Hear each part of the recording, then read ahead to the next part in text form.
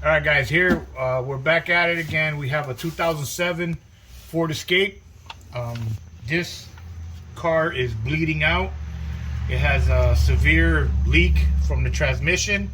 So if you come to your car and you see a pool of red fluid on the ground and you have a Ford Escape, most likely is going to be this return line right here. This is the return line. They do sell these.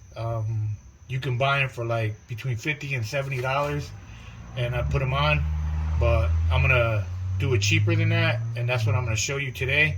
I'm gonna fix it. I don't have the part right now, but I'm gonna fix it.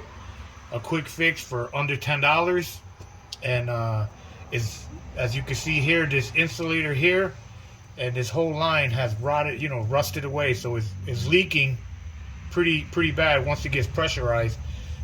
You don't want to tap on none of this. This is very weak metal, and obviously it's pressurized in there, so don't bang on it. I don't want to remove this bolt because it could start a stress crack somewhere, and then this starts leaking. So I'm gonna cut the line, and if you have it, if you order it, then you can replace it. But this car needs to be drivable today, so I'm gonna cut it, put a compression fitting. I'll show you that in a minute, but first let me show you the leak. Now, it looks like it's dripping from the top. You can see how it's dripping down, but it's not coming from the top. It's actually coming from little spray bars. I don't know if you can see them. Yeah, you can see it. You can see them. They're spraying up. They're little like hairs. Like you have two right here, and you have one here, and they're just spraying up. So it makes it appear like it's dripping from the top, but it's this line that's actually leaking, and it's leaking pretty bad, as you can see. All right, shut it off. All right, so like I said, I'm gonna cut the pipe here. I mean, if I had it, I could just replace it. There's a clamp here in the beginning of it, and a 17 millimeter nut up there. If you want to replace the whole line, it's right behind it. You just follow the tube up. It's right there. See it here? Right there. So 17 millimeter, but it's rusty, and the top of it looks really rusty. The threads look rusty, so I don't feel like moving that nut and breaking those threads, and then I'm up shit's creek. I won't be able to fix it. We would need a new to tap it, and to be able to tap that, because it is cross member, it'll be absolutely impossible. So what I'm doing is I'm using a body saw. You can get these at Harbor Freight. They're like $20, or if you already have one, or if you have a saw, all you gotta do is just get something that's fine, or even a manual hacksaw, the little.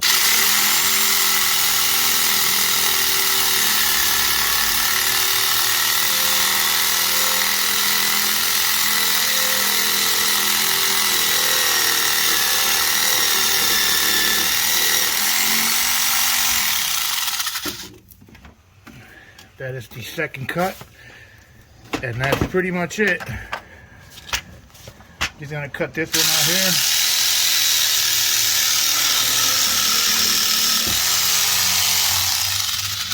here. It really does cut like butter, but as you can see, you can't even really see that there's anything wrong except for all the scaling of this pipe. But it did have like two holes right here. They're pin holes, but enough for it to bleed out. Now, all right, so what we're gonna do, since we cut off the tube that was leaking, I need this car to run today, so I can't get the actual part for it, which is like 40 or 50 bucks. You can order it, but I need a quick fix, and this is a transmission cooler return line. They sell them everywhere, O'Reilly's, any of the auto parts stores. You can get them online. They cost anywhere between 10 and 20 bucks. So this one here was $10. So I'm gonna replace this line for $10. So you can fix this huge problem for $10. I'm just gonna cut the hose to the right length, and then I'm just gonna use some clamps and squeeze them on tight. It shouldn't leak, but it's a quick, easy fix, when you're in a pinch and you need it to run.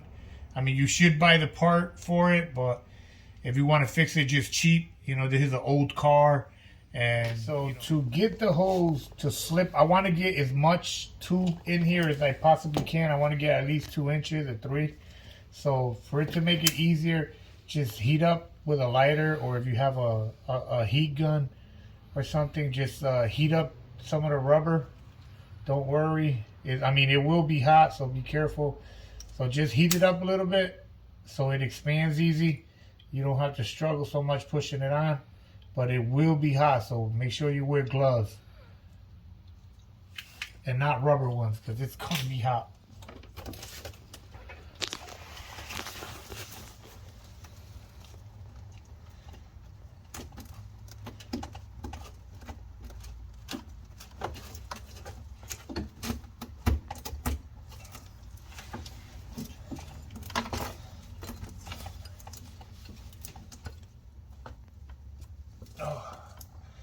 That's pretty much as I want. I'm gonna probably get on. So I got at least, I'm up to here. As far as I went in, my clamp was already on. So now I'm just gonna get my clamp, tighten it down good. Don't be shy tightening this one down, because it really does need to be tight.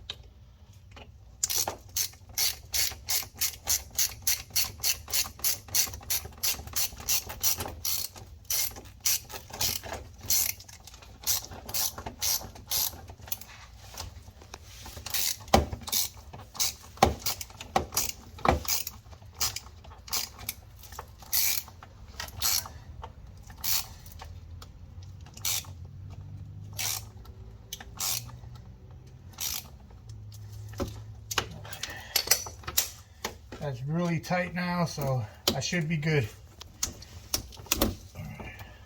Alright, so now I'm already hooked on over here. I just slid that on. So now just grab your hose, measure it to the top of the other one. Give yourself some slack. Don't have to be that tight. See, this is the point where I reach. So I want to cut it like, say, here. Don't have to be perfect, but you don't want to be too short, because then you want to have enough to really pull it up there. So make sure you got a sharp razor blade. Sharp razor blade is key here, so you don't cut yourself. And that should be more than enough than I need. Just once you're there, you know, just place it again. Make sure you don't have too much. Like, see, I have a little too much. But so what I'm going to do is I'm going to zip tie it here and run it like so it's not touching the body. So I want to be around here somewhere. So I'm going to trim a little bit more off.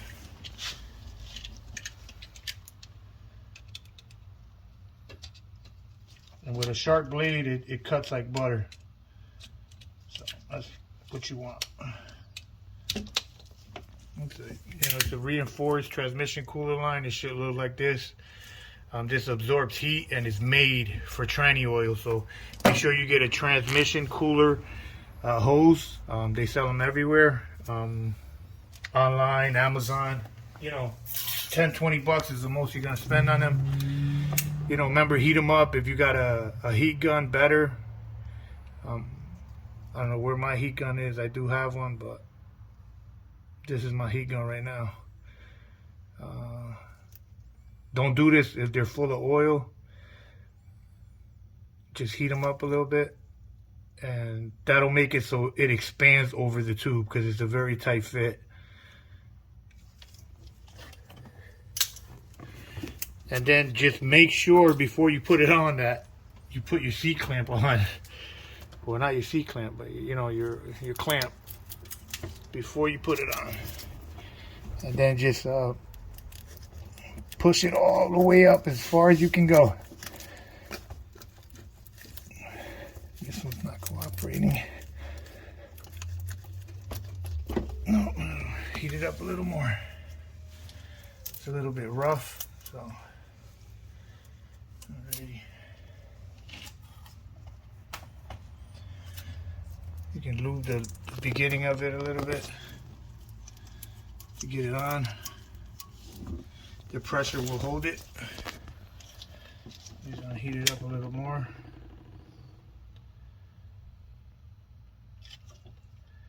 This hose is rated at like 300 degrees, so don't hold it in one spot too long, and it will burn through it. That's all. Now just make sure you're in position to really apply some force to it.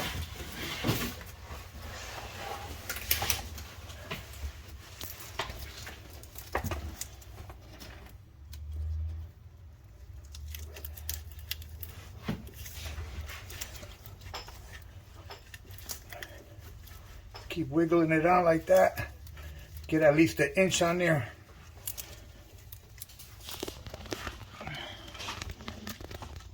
I mean, I got big hands, so it's a little tougher for me.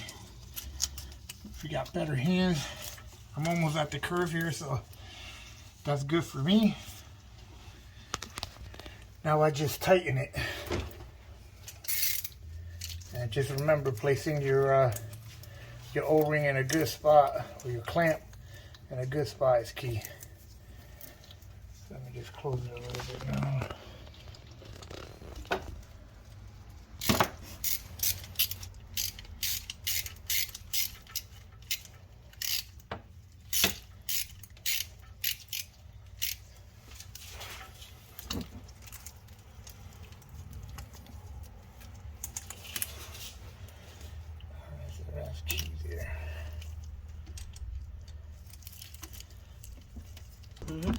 Alright, so your extra slack here, you're just going to run a zip tie through here, through where the old pipe was at.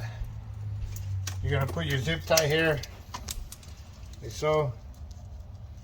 Just run it in. This will be, so it's not dangling. Don't have to be perfect. That's it. You know, you got enough slack for everything. And so that's pretty much it. That's how you fix a quick fix for a serious problem. So, alright, so the car is now running, and as you can see, there's no leaks here. Just make sure you check it, run it, with the engine running. Absolutely no leaks. No leaks over here on this one. So you're good. Remember, this line, it goes into another rubber one. So there you go. That's the fix.